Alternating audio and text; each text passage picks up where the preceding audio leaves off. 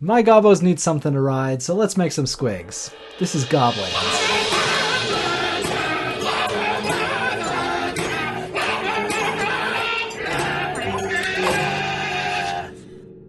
So initially for this video, I was going to make a snotling pump wagon because they're whimsical and fun, but as my army gets closer to being an actual army, I need to start considering the build. This is a bit of a problem because I haven't read the books, I don't own the books, and I've never played Warhammer before. So I did what any good ADHDer does, and I watched a bunch of videos instead of reading, trying to find the best units for my army. And what I took away from that was everything I wanted is bad?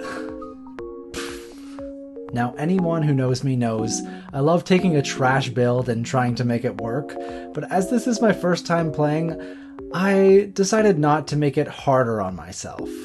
For the debut of this army, I'm going to battle Trent from Miscast's Nurgle army at Adepticon, and he has assured me that he is going to kick my ass and give me the full older brother treatment, and I just can't let that happen. I need an army that will defeat the forces of chaos. I need an army that will prove to everyone once and for all that I'm a gamer. So how do I do that? I don't know. But what I do know is that the pump wagon is trash and the squig mangler is apparently awesome. So let's make some squigs. I think squigs are a pretty good intro to sculpting project. As a first sculpting project, my recommendation is to take a pre-existing model and sculpt a new face onto it. This is because making an armature and getting the proportions right and making dynamic poses can be a little tricky, so I recommend skipping that as much as you can. So to make this project a little easier on myself, I'm gonna buy some legs. Let's go to the dollar store. I went to the dollar store looking mostly for dinosaur legs. I knew I'd be able to find bigger ones, but I was hoping to find something really small to make the regular sized squigs. I lucked out and I found these tiny rabbits. Their resting poses will definitely work to make squigs, but I was really excited about the leaping ones. I can use these to make some squig hoppers. Also, I was really excited to get these cabbages. Someone suggested in a past video that I should make cabbage goblins, so I'm definitely going to use these to make cabbage goblins. To start making the squigs though, I cut off the back legs. That's all we're going to need for this project. Make sure to save the torsos for later. You never know when you're going to need a rabbit torso. Using the legs as a guide, I roughed out how big I wanted my squig face to be. Squigs are basically just faces and legs, so you don't have to think too hard about this step.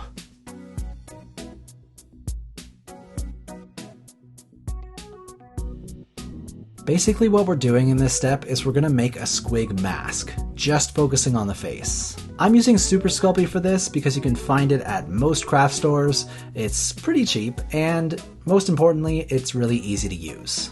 I start by roughing out the shape.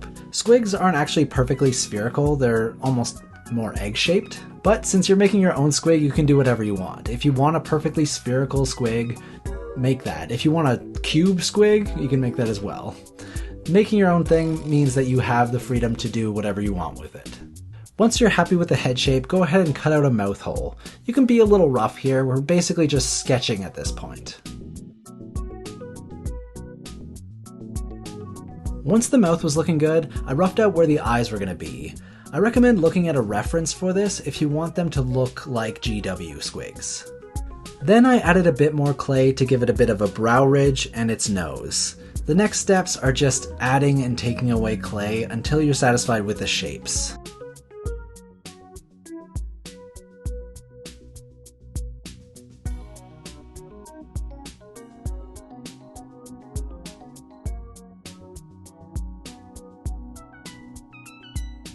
Then you can start adding the details like the nostrils, the smile lines, and the eyes.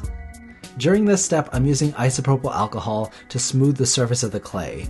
You want to get rid of any fingerprints or tool marks, leaving only behind the details you want to be in the final result. I don't want this tutorial to feel like one of those drawing books where it says, draw 2 circles, add details, now it's a tiger. But the truth is, when you're sculpting, there's no correct way to go about it. It's a lot of pushing and pulling and trying stuff out. There's no right method, and I never use the same method twice. You kind of just have to play with clay to figure some stuff out. I think the biggest virtue in crafting is patience and a willingness to just keep working until it looks good. But also, if you just want to make some silly little guys, play with clay and make silly little guys. Before I baked the face, I made some teeth to go along with it. To do this, I take a small amount of clay, pinch and roll the ends of it until I have two kind of symmetrical cone shapes, and I leave it like that. I'm going to cut those later to create two symmetrical teeth. Before you bake it, you can also shape it into a curve if you like. This is how I make all my teeth and spikes. Also, whenever I'm working with green stuff and I mix too much, I roll the remainder into teeth to use for later projects. I made a bunch of different kinds of faces. When you're making stuff from scratch, they don't have to look like GW models. So experiment a little, try some stuff out, you might be surprised with what you like. Now, if you're like me, you might be tempted to add teeth at this step to see what it's going to look like. Don't do this. We have more baking to do, and should not go in the oven, and super glue should definitely not go in the oven. Please do as I say, not as I do. What we're actually going to do next is make the body.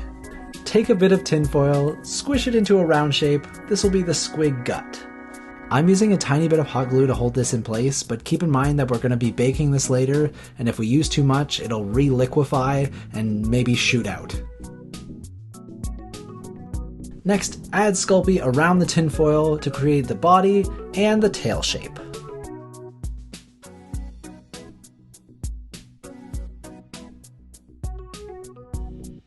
If you want to, you can try and add wrinkles around where the tail meets the butt.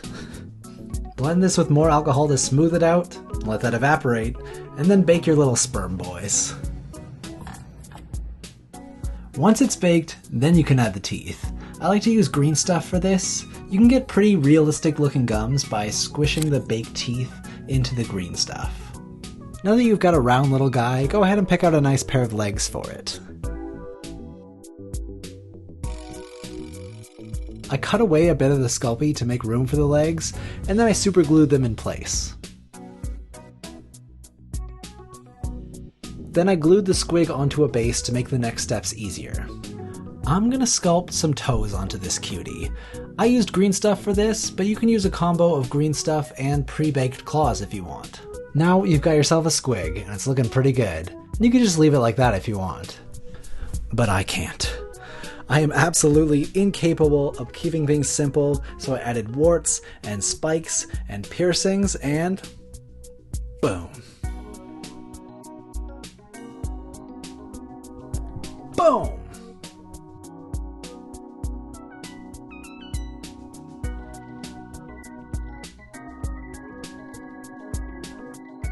Did I say something about an inability to keep things simple? Let's make a mangler. Part of the inspiration for my 80s theme is that I love practical effects. I love a big bad monster with that practical effect puppet charm. So I went looking for inspiration for my mangler and remembered probably the most iconic practical effect monster of all time, the Rancor. Take the body off that guy, you've got yourself a squig. I'm basing most of the mangler off of the Rancor with a little inspiration thrown in from the relic. I don't want to do a ton of re-sculpting later, so I'm making sure the shapes and textures of the Sculpey are where I want them to be in the final result.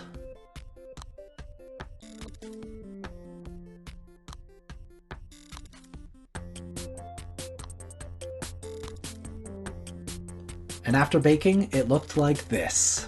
It's always hard to envision how things are going to look without teeth. They always just end up looking like grandpas. So the first thing I did after baking was added the teeth. And hell yeah.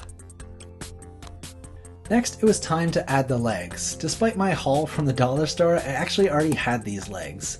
I used the tail for my walking troll caravan, and it just felt right to use every part of the monster for this project. And funny enough, my friend Taryn over at Conjured Craft used these same legs to make this horrible bird monster.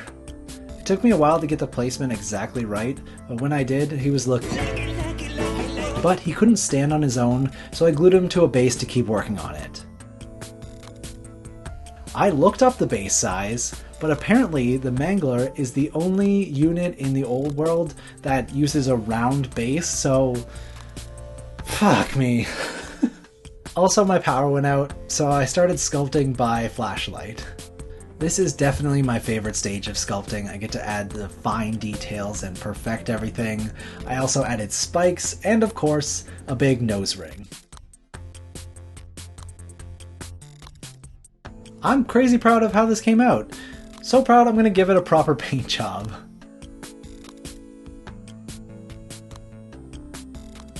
My advice for painting is the same advice I gave for sculpting. Take your time, try and do everything right, pay attention to everything.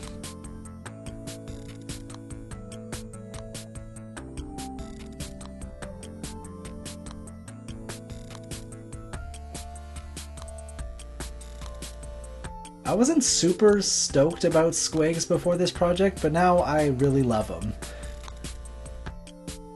I'm definitely getting faster and better at painting, which is a huge relief because I still have a lot of my army to paint.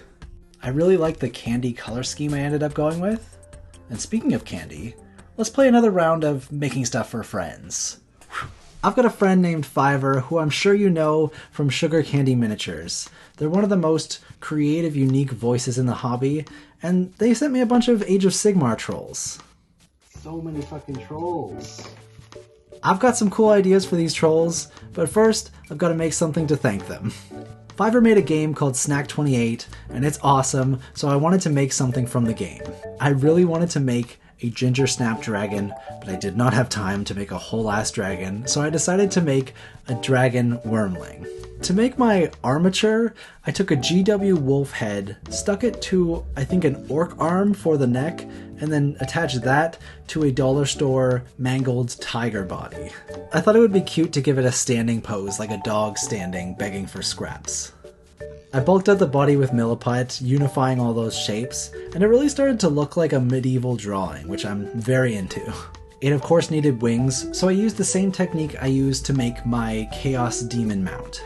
I started by creating a template, and then I traced that template onto tin. I used an old tea tin for this. I like using tin because it's sturdy and easy to cut, but also holds its shape really well. Once I was happy with the wing shape, I bent the metal into wing-like curves. Before gluing those in place, I worked on the rest of the creature. I wanted it to look like it was made out of sweets, so I decided the underbelly should have a waffle cone texture. To do this, I made a tool out of coffee stir sticks. I cut the tip into a square shape, pushed that in place to create a square space. Wait, did I just say Squarespace? Nope, still not sponsored yet. I pressed that tool in repeatedly into the green stuff at a diagonal until I had a waffle cone texture.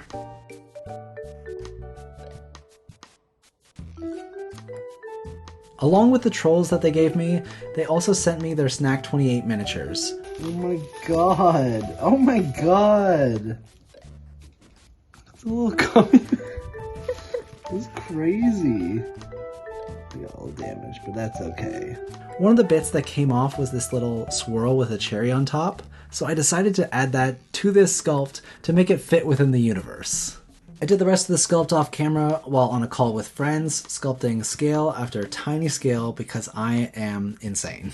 May I present my Ginger Snap Dragon Wormling. Its head is made of ice cream, its horns are candy canes, the tips of its tail are little lollipops, the spikes on its back are ginger snaps, and of course it's got its waffle cone underbelly.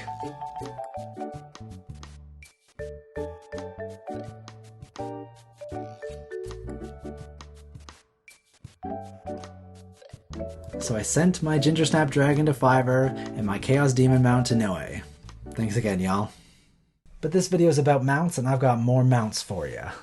Here are the mounts that I got from my initial haul off Facebook Marketplace. I've got a couple wolves, a few spiders, a boar, and a couple chariots. Apparently chariots are also not very good, but I might include them anyway because they rule. I feel like an orc war boss on a boar is classic. An orc boar boss. An orc boar boss. I'm also a big fan of orcs that look like pigs, and a piggy orc on a pig. It's just great. But the boar that I have is pretty boring. Fuck. So I decided to make my own, more fitting of a boss. I wanted this guy to have kind of King Bulblin vibes. I feel like a leader of an army should have a very intimidating steed, a beast that only he can tame. So I wanted to take the idea of a boar and exaggerate it, give it more tusks, add tusks on top, spikes, make it so spiky that it starts to look a little draconic. To achieve the silhouette I wanted, I needed to go looking through my bits. The closest thing I could find to what I wanted was this fire cat from the Magic the Gathering board game. I took that mini and bulked it out with milliput, giving it more boar-like muscles. Then I started on the face. I cut off the bulkier parts of the cat's face and used this as a skull to sculpt on top of. I'm just trying to make a nasty looking boar, and I'm really pleased with how clean my sculpts are starting to come out. If you want more in-depth sculpting classes from me, please let me know and I might consider doing it on my Patreon. Once the face looked good, I added the tusks. These once again came from goblin bows. Once he was all tusked up, I needed to add horns. Horns are pretty tricky to sculpt at this scale, so I sacrificed a few beastmen to anoint my boar with greater power. I would definitely consider making a beastman army because I love making monsters. I really want to make a manticore, and I've got a pretty cool idea for a beastman giant that I want to make. I'll probably get to both of those videos eventually, but for now I'm trying to defeat the forces of chaos. The boar is all spiked up and looking great. All he needs now is a rider, but that's a project for a later video. And that was all I was going to do for this video, but I got really inspired by these trolls that Fiverr sent. I've made a few trolls already. One of the first ideas I had was to create a bridge troll. This bridge troll ripped its bridge from the earth and carried it into battle. So I made a cute little bridge. I had basically no plan going into this, and I definitely could have saved a lot of time, but sometimes it's fun to just bash things together and make things and fix them later. I mostly used insulation foam, and then I fixed it with some cork and some milliput. I had to do some reposing, but luckily the curve of the back was almost exactly the same shape as the curve of the bridge that I made. Huge coincidence, but a W nonetheless. I ended up making it new arms so it could properly hold the bridge, and I reposed its back legs to make it look like it was bearing more weight. Then I converted the stone troll to look more like a river troll, which I feel like is more fitting of a bridge troll. I give it long, wet hair, some fishy looking scales. It's looking good. When this is all finished, I think I'll put a couple goblins taking a ride on top.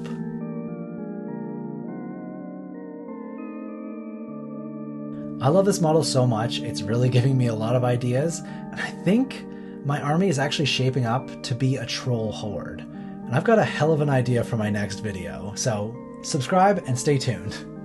Anyway, that's all for now. If you like the video, please give it a like, and if you want to help support me and the making of this project, please consider joining my Patreon. My patrons each get an idea of theirs made, their names in all my videos, and basically whatever they ask for. Let me know if you have any troll horde building tips, any units you think I should include, and what you want to see me make next time. Bye.